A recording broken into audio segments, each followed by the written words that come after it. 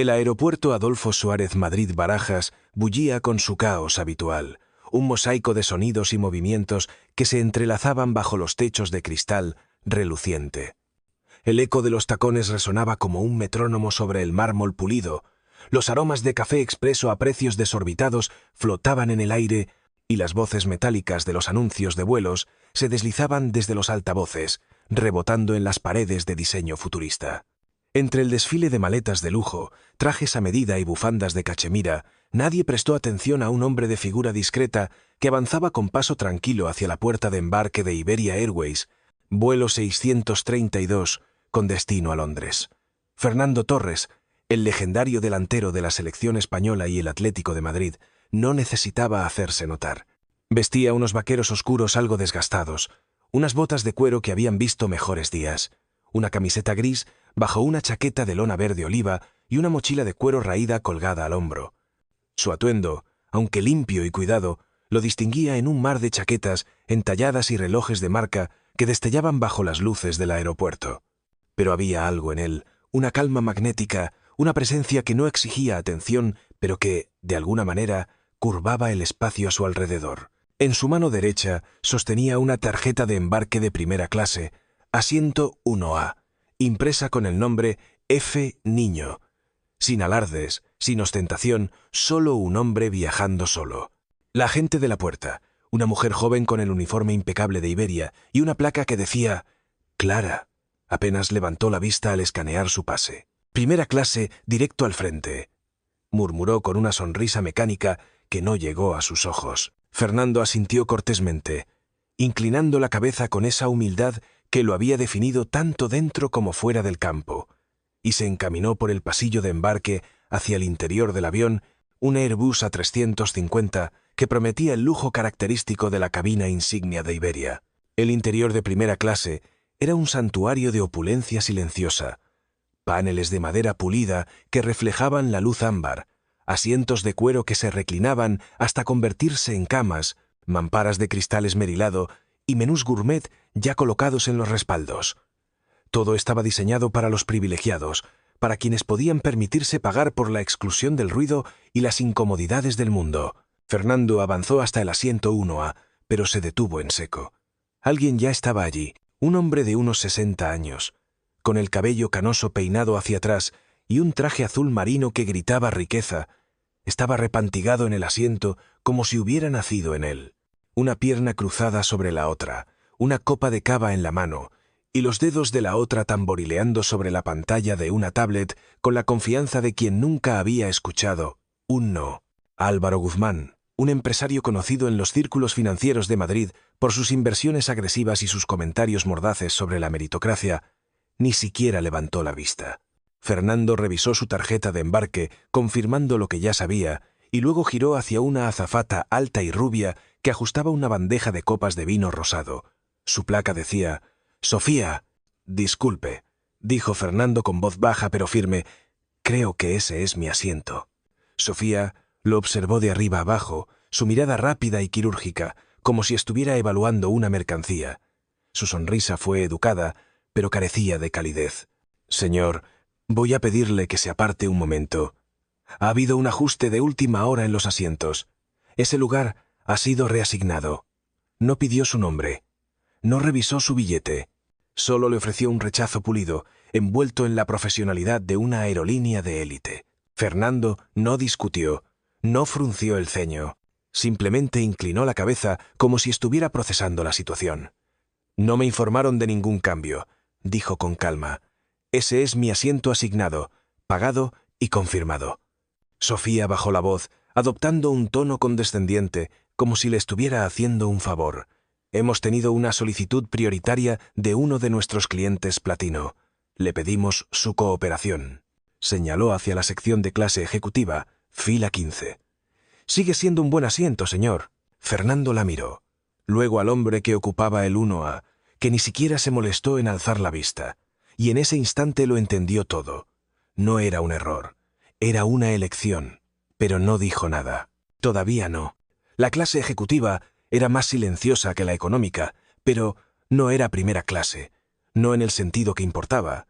Fernando se acomodó en el asiento 15, sin pronunciar palabra. Alrededor, otros pasajeros se instalaban con la facilidad de quienes viajaban constantemente.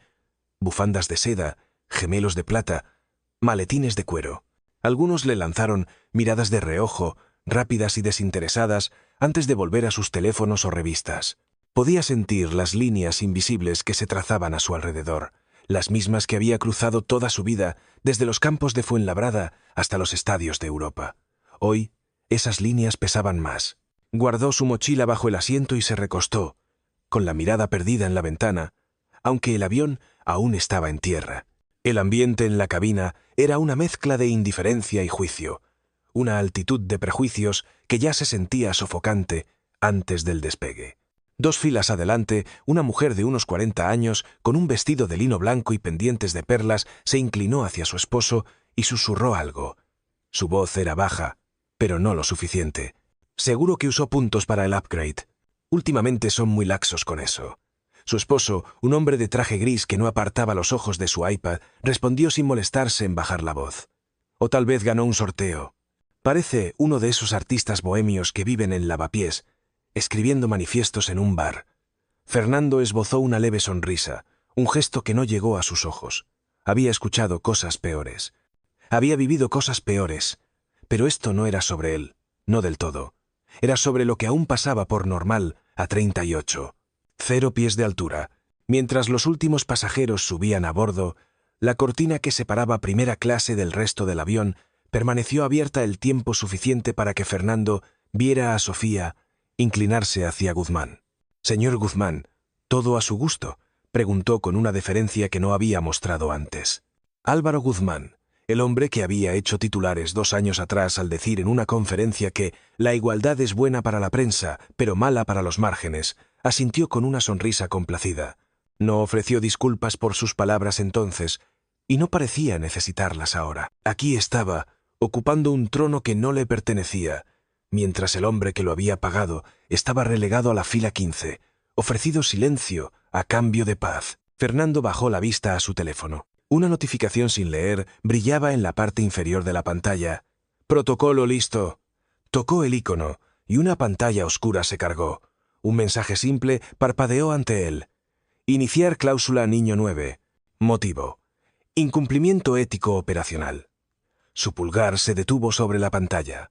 Pensó en la voz de Sofía, cortante y profesional, diciéndole que se moviera sin verificar su identidad. Pensó en Guzmán, repantigado en el 1A, destilando una arrogancia que olía a siglos de privilegio. Y luego pensó en el niño, sentado unas filas atrás, un pequeño con una camiseta del Atlético de Madrid que lo había reconocido. «¿Ese es el niño?», había susurrado el chico a su madre, una mujer de piel morena, con una expresión cansada pero orgullosa. La madre lo había callado con suavidad. «Deja a la gente en paz, pequeño», pero las palabras del niño se quedaron flotando, inocentes, honestas, demasiado reales. Fernando presionó confirmar. No hubo sonido, ni luces, solo un comando silencioso. Nadie a su alrededor lo notó.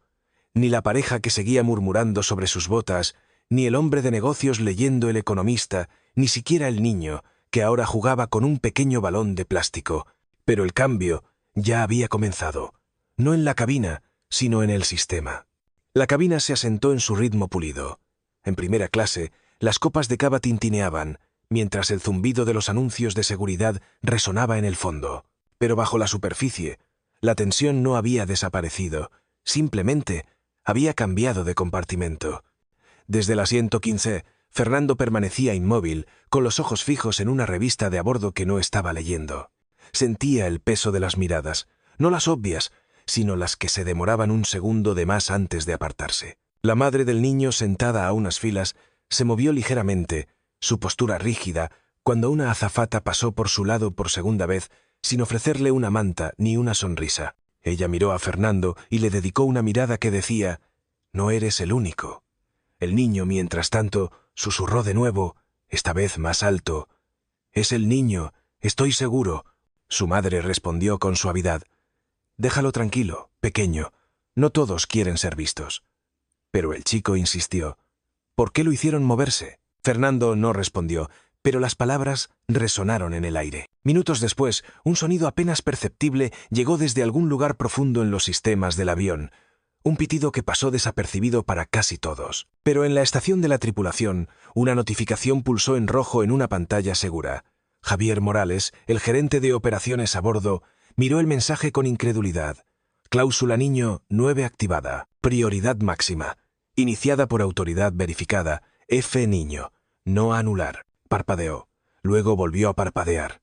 ¿Cláusula niño 9? Eso era una bandera de violación a nivel de propiedad. Revisó el manifiesto de vuelo.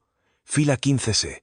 F niño. Sus ojos se abrieron de par en par. En primera clase, Álvaro Guzmán se sirvió una segunda copa de cava. «Pensarías que esta gente sabría cuál es su lugar», murmuró para nadie en particular. La mujer a su lado, una ejecutiva de aspecto impecable, ofreció una sonrisa tensa y dio un sorbo a su vino. Guzmán sonrió. «El lujo se está abarrotando, ¿no crees? Es como volar en un jet privado con la clase turista pegada atrás». Algunos pasajeros rieron por lo bajo. Otros miraron al frente, fingiendo no haber oído. En la fila 3, un hombre de traje alzó la vista de su portátil y susurró a su esposa. «¿No estaba ese tipo en primera antes?»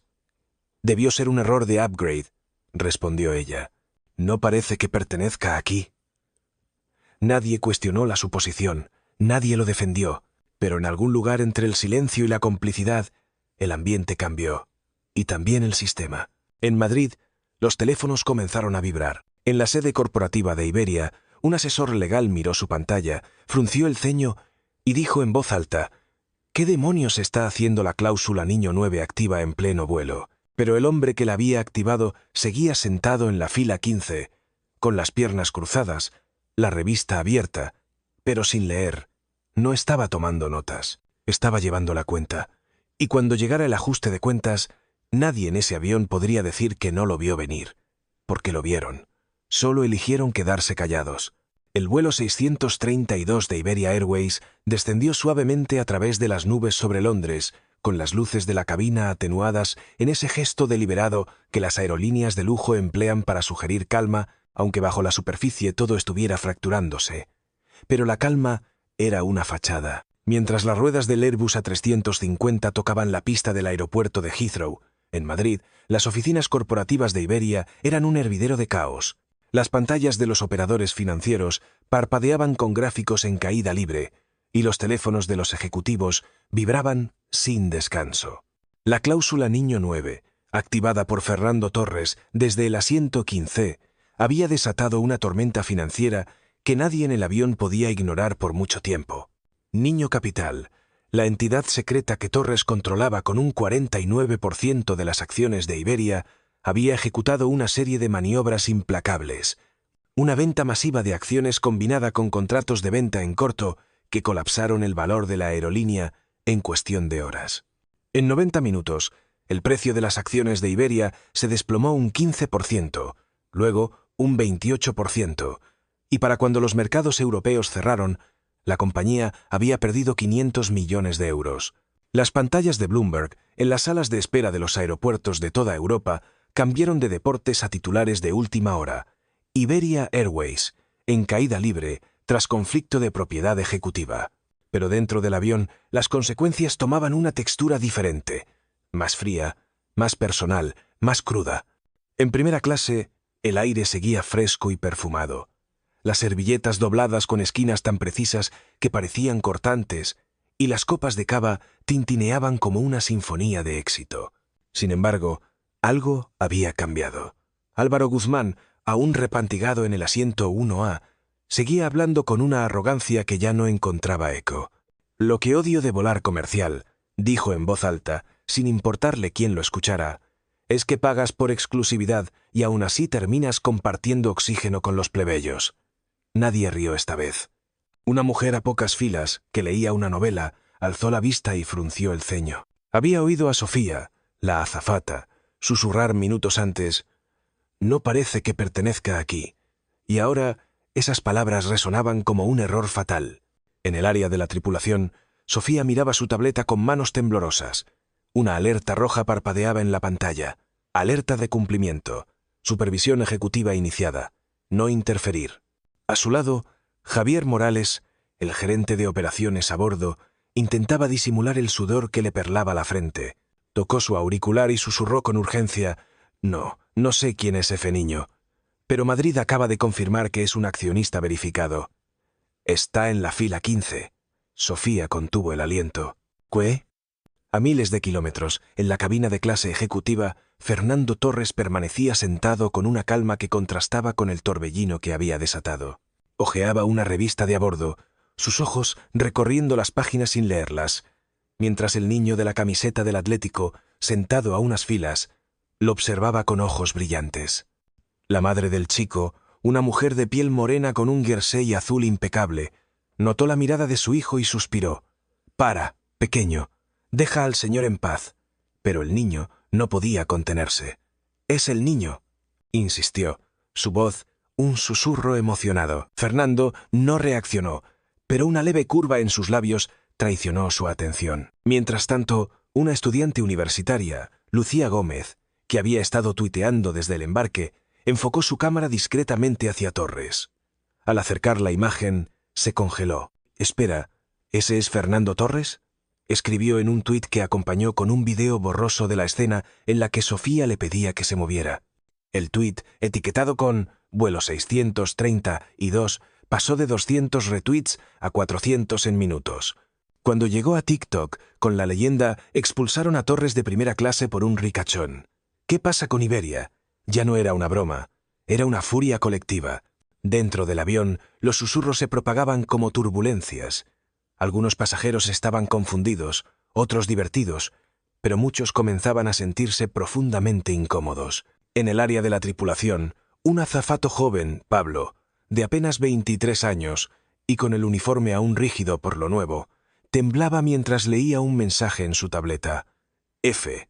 Niño identificado como Fernando Torres. Accionista mayoritario vía Niño Capital. No interactúen hasta nuevas órdenes. Pablo había oído a Sofía antes cuando dijo: «El señor Guzmán pidió que nadie se sentara a su lado. Mira a ese tipo, no encaja». No había dicho nada entonces, pero ahora, con la verdad extendiéndose como un incendio por las redes sociales y los canales internos de la aerolínea, entendía que no habían solo humillado a un pasajero, habían desplazado a su futuro. En el asiento 15C, Fernando cerró la revista y la dejó a un lado. No esperaba disculpas, esperaba el colapso. A las 15:17, hora de Londres, todas las pantallas en el Centro de Operaciones Europeas de Iberia parpadearon al unísono. Una barra roja se extendió por la parte superior de la terminal maestra. Cláusula Niño 9 activada, supervisión en vivo activada, propiedad verificada. La directora de operaciones, en medio de una reunión sobre promociones navideñas, dejó caer su café. Agarró su teléfono y marcó al equipo legal. ¿Quién demonios es ese niño y por qué el sistema dice que controla la aerolínea? Silencio al otro lado. Luego, una voz tensa. Es real. Madrid lo acaba de confirmar. Es Fernando Torres. A bordo del vuelo 632, la noticia aún no había llegado a los pasajeros, pero en la galera de primera clase, las manos de Sofía temblaban mientras desplazaba una transmisión segura de la tripulación. La foto era inconfundible. Fernando Torres, propietario de una participación privada a través de Niño Capital. Adquisición silenciosa finalizada. 49% de capital controlador. Su tableta se deslizó ligeramente entre sus dedos. Mientras tanto, Álvaro Guzmán continuaba su descenso hacia la autocomplacencia, ajeno a la tormenta que se formaba fuera de su burbuja de privilegio. «¿En serio?», dijo a la mujer a su lado. «Si seguimos bajando los estándares, pronto primera clase será como un autobús de beneficencia. No es cuestión de raza, es cuestión de clase. Algunos no saben comportarse a este nivel». La mujer no respondió. Solo alcanzó su copa de vino y dio un sorbo que tembló en el borde. En clase ejecutiva, el murmullo crecía. Los teléfonos, antes en silencio, ahora brillaban con alertas de texto. ¿Es realmente él? ¿Es el dueño? ¿Qué es la cláusula Niño 9? Un hombre murmuró. Por él está cayendo la bolsa ahora mismo. Porque al otro lado del Atlántico, en Madrid, el algoritmo de trading de Niño Capital seguía ejecutando órdenes. Una venta silenciosa de acciones de Iberia, con un volumen alto y un timing quirúrgico. En 90 segundos, la acción cayó un 12%. A los 3 minutos, un 27%. Los titulares de El País se actualizaban en tiempo real. Iberia en crisis tras maniobra de accionista mayoritario. En el avión, la energía había cambiado de nuevo.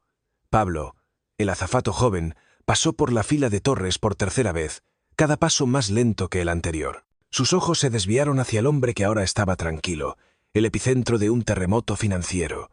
Fernando no dio órdenes, no hizo una escena.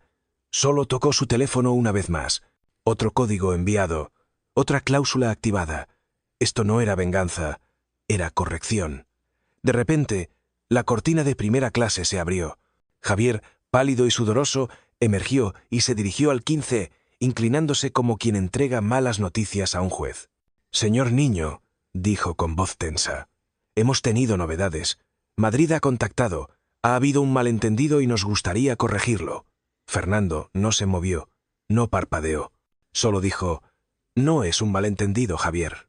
Se puso de pie lentamente, recogiendo su chaqueta, mientras la cabina lo observaba en un silencio atónito.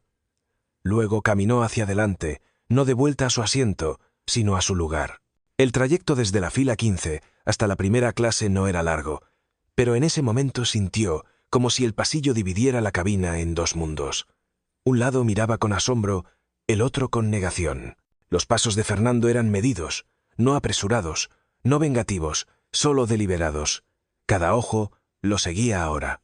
Los pasajeros que lo habían ignorado, que habían susurrado sobre su ropa, que habían reído con Guzmán, ahora eran dolorosamente conscientes del hombre que habían juzgado mal. Su silencio se convirtió en un nuevo tipo de ruido, un coro de respiraciones contenidas y culpas inquietas. Al llegar al umbral de primera clase, la luz dorada ya no parecía cálida, parecía expuesta. Javier, de pie torpemente a un lado, intentó guiarlo con una sonrisa forzada. «Señor Niño, su asiento original está preparado. En nombre de la tripulación, me gustaría extender». Pero Fernando pasó de largo sin reconocer el gesto. Álvaro Guzmán, aún en el 1A, levantó la vista hacia la figura que ahora estaba frente a él. Su sonrisa se desvaneció. «¿Tú otra vez?», dijo con desdén. «¿No te habían sacado ya?». Fernando no respondió de inmediato. Dejó que el momento se alargara, que la incomodidad se asentara. Luego, con una voz calma como el agua quieta, dijo, «Has confundido silencio con debilidad». Guzmán se movió en su asiento. «Mira, no sé qué tipo de truco publicitario es este, pero...». Fernando alzó una mano, no para callarlo, sino para terminar la conversación. «No necesitas saber quién soy», dijo. Luego metió la mano en su chaqueta y sacó una tarjeta negra delgada, con bordes plateados, sin nombre, pero con el inconfundible escudo de Niño Capital. La sostuvo entre dos dedos el tiempo suficiente para que Guzmán, Sofía y el resto de primera clase la vieran. Luego la guardó. Los labios de Guzmán se abrieron, buscando algo ingenioso que decir, pero solo encontró aire. Fernando se volvió hacia Sofía. «Me moviste sin verificar mi nombre. Hiciste suposiciones basadas en apariencias, no en identidad».